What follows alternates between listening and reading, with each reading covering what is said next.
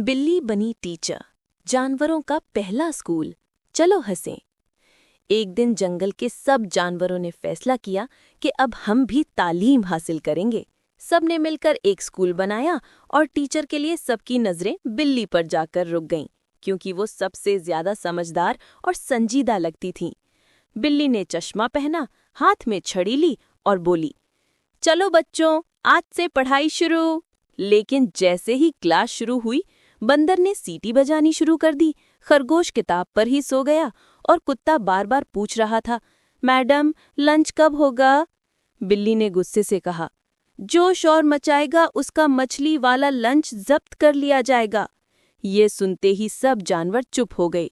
मगर थोड़ी देर बाद बंदर ने ब्लैकबोर्ड पर लिख दिया, बिल्ली को नींद आ रही है। बिल्ली ने गुस्से में चौक फेंकी, लेकिन चौक सीधी उसके माथे पर जा लगी।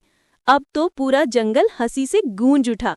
बंदर, खरगोश, कुत्ता सब के सब जमीन पर लोट-पोट हो गए। आखिर में बिल्ली ने थक कर कहा, बस आज की क्लास खत्म, सब पास हो गए बगैर पढ़े। यूं जंगल की पहली क्लास का पहला दिन खत्म हुआ और सब जानवर फख्र से कहने लगे, हम भी पढ़े लिखे हैं।